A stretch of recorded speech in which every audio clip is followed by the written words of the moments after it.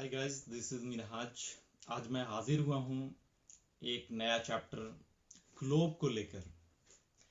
जैसा कि आप जानते हैं, ग्लोब एक जमीन का नमूना है, एक अर्थ का मॉडल है। Model of earth is called globe. एक बहुत ही छोटे से साइज में, काफी मिनिएचर साइज में जमीन को बनाया गया, जिसे हम ग्लोब कहते हैं, जो इंसान अपने तरीके से, अपनी टेक्निक से, अपने दिमाग से बनाया है। तो ग्लोब जमीन का नमूना है, एक सैंपल है, इसे हम ग्लोब जानते हैं। लेकिन ग्लोब है कैसा? सबसे पहली बात ये क्वेश्चन में आती है, यानी जमीन है कैसी? जमीन इतनी बड़ी है, इसे हम नहीं देख सकते। हमारी आंख उतना दूर तक वो उस तरीके से नहीं देखा जा सकता। और हम इसी जमीन पर रहते हैं, इसलिए हमें तो और देखना दूसरे किसी और प्लेनेट से देखा जा सकता है। इस प्लेनेट, जिस प्लेनेट पे हम रहते हैं, जहां हमारा घर है, इसे हम जमीन कहते हैं, अर्थ कहते हैं। अर्थ पहले ये समझा जाता था कि अर्थ जो है वो फ्लैट है, चपटी है, और इंसान काफी दूर जाने में बहुत ही डरता था कि कहीं आगे जाकर ऐसा ना हो कि ये जो लास्ट किनारा हो उससे आगे बढ़े तो फिर गिर जाए नीचे। इंसान इससे डरता रहता था, कभी काफी दूर नहीं जाता था। लेकिन बाद में एरिस्टोटल और कोपरनिकस की मदद से हमें यह पता चला कि जमीन चपटी नहीं है, जमीन गोल है। जमीन एक संतरे जैसी है, ऑरेंज जैसी है, जिसमें लास्ट जो दो मतलब कि सिरा होता है कि वो हल्का चपटा है और बाकी गोल है। संतरा आप देखें, ऑरेंज देखें, उसी तरीके से। तो जमीन इस तरह से है। जमीन जो इंसान जमीन का एक नमूना बनाया है, वो ग्लोब आप देख सकते हैं। मैं ये ग्लोब रखे हुआ हूं। ये ग्लोब, ये देखिए, जैसा गोल है वैसे ही जमीन गोल है। ये जमीन कंप्लीट, इसको ये देखा जाए, इस जमीन को देखिए, ये कंप्लीट इसी तरह से गोल है और ये इस तरह से ये घूमती रहती है। ये 24 घंटा घूमती है। इस जमीन का ये ऊपर हिस्सा, ये जो पोल है, इसे हम ध्रुव कहते हैं हिंदी में। ये पोल पे हल्का चपटी है, जैसे संतरा में ऊपर में चपटा होता, और नीचे भी पोल पे यानी चपटी है, संतरे जैसी। ये नॉर्थ पोल और नीचे वाला ये साउथ पोल कहलाता है। नॉर्थ पोल और साउथ पोल। और ये जो है एक्सिस कहलाती है, ये एक्सिस। इसके अंदर ये जो ऐसे पास किया हुआ, ये एक्सिस है। जमीन की स्टडी को कंप्लीट करने के लिए बहुत सारी चीजों का जानना जरूरी होता है। जमीन पर एक इमेजिनरी लाइन होती है। दो तरह की लाइन होती है। एक सीधा इधर से, ये इस टाइप से ऐसे लाइन होती है, ये लाइंस को हम लॉन्गिट्यूड कहते हैं। जमीन पर इस तरह से ये लाइन होती है, इसको हम लैटिट्यूड कहते हैं। ये लैटिट्यूड और लॉन्गिट्यूड हमें लोकेशन पता करने में, किसी भी जगह का मदद करता है। इसमें जो सबसे मेजर लाइन है, यानी मेजर लैटिट्यूड है, वो 0 डिग्री लैटिट्यूड है। ये 0 डिग्री लैटिट्यूड को हम ये जानते हैं कि ये 20 से क्रॉस करने वाली एक लाइन है। ये 20 से क्रॉस करने वाली इमेजिनरी लाइन 0 डिग्री लैटिट्यूड कहलाती है। इसको और दूसरे वर्ड में हम इक्वेटर कहते हैं। ये जो है यहां से ये क्रॉस करती है, ये देख लीजिए, इसमें काफी जो है ये समझ में नहीं आएगा। इस टाइप से ये गोल ये क्रॉस करती है। ये 0 डिग्री लैटिट्यूड यानी इक्वेटर कहलाती है। ये लाइंस ये पूरे जमीन को दो हिस्से में बांट देती है, यहां से यहां इस टाइप, और यहां से इधर ये लाइन जो है इससे नीचे वाले पार्ट और इससे ऊपर वाले पार्ट को, दोनों पार्ट को बांट देती है। ये नीचे वाला पार्ट और ऊपर वाला दोनों पार्ट जो अलग अलग है उसका नाम हेमिस्फेयर। ये स्फेयर को आधा कर दिया यानी हेमिस्फेयर। ये हेमिस्फेयर इधर हो, दो हेमिस्फेयर में बांट देती है ये 0 डिग्री लैटिट्यूड। और ये हेमिस्फेयर ऊपर वाला जो है नॉर्दर्न हेमिस्फेयर कहलाता है और नीचे वाला सॉदर्न हेमिस्फेयर कहलाता है। इसके अलावा 4 लाइन और होती हैं। एक सबसे ऊपर लाइन होती है जो 66.5 डिग्री लैटिट्यूड क्रॉस करती है, हर एक डिग्री पर है, एक एक डिग्री। 66.5 डिग्री पर एक ऐसे ये लाइन क्रॉस करती है, ये लाइन यहां से है, ये लाइन ये लैटिट्यूड 66.5 डिग्री आर्कटिक सर्किल कहलाती है।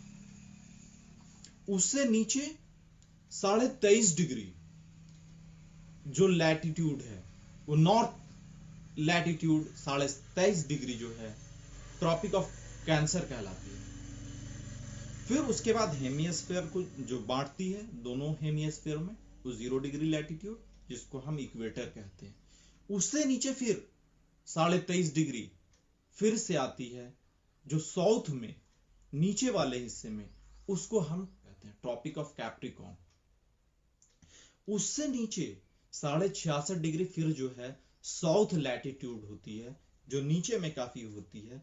ये 66.5 डिग्री लैटिट्यूड को हम अंटार्कटिक सर्किल कहते हैं।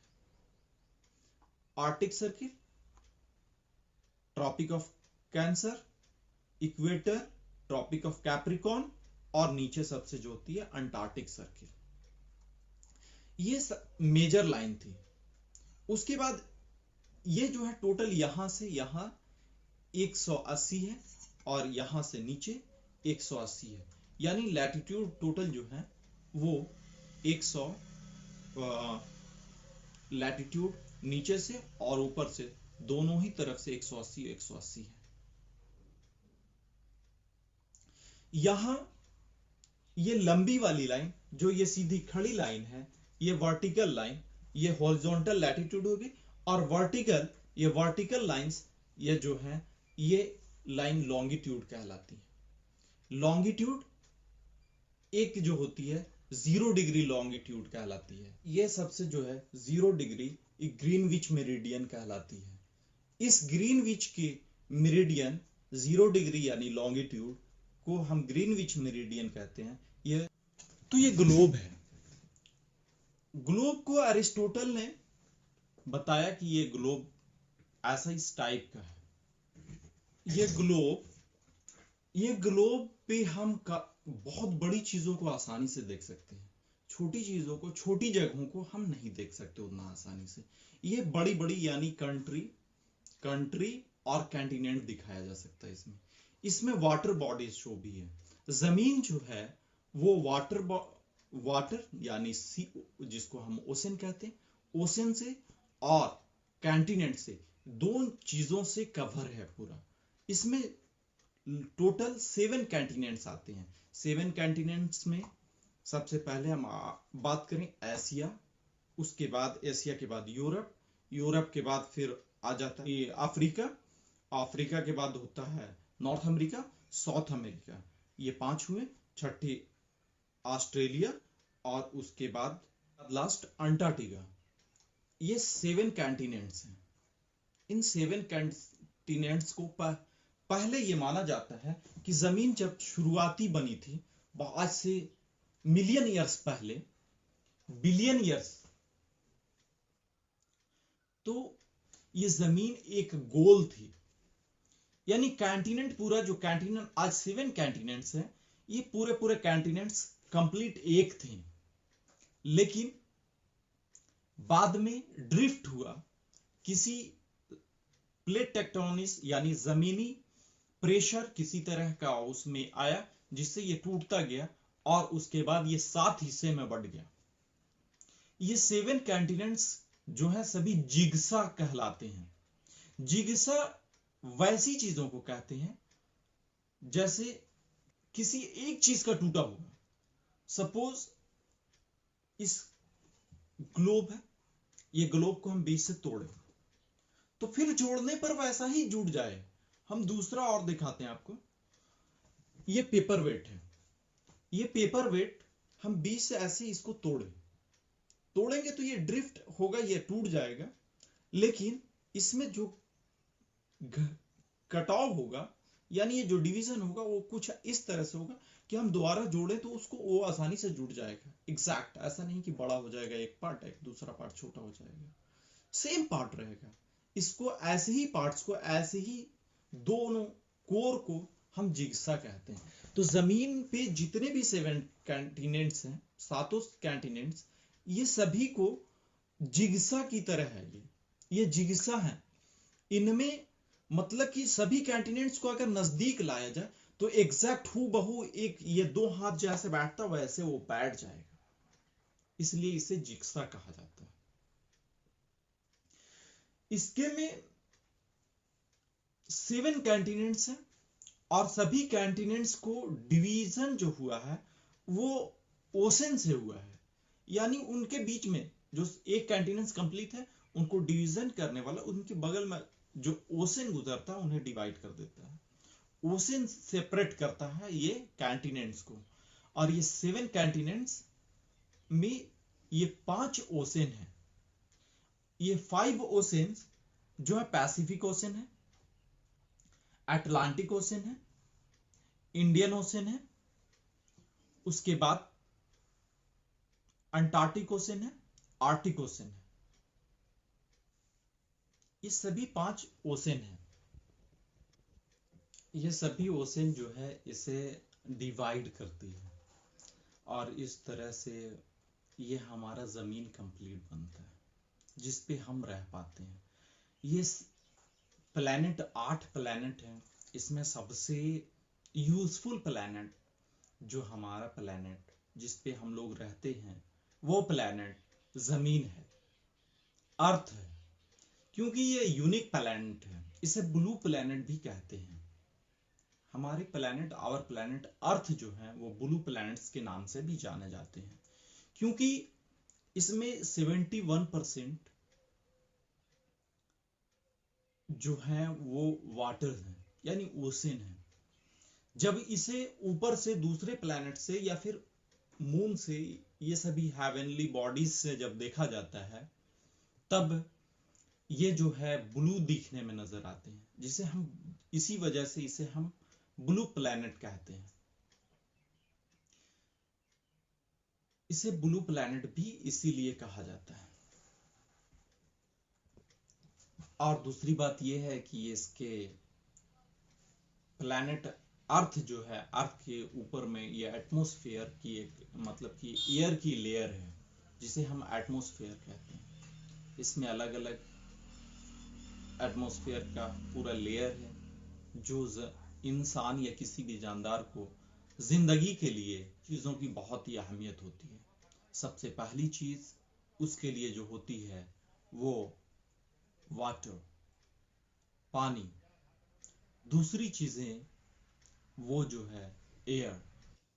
आज के लिए इतना ही काफी है। आज की टॉपिक इसी पे फिनिश करते हैं, फिर नई टॉपिक के साथ मिलेंगे।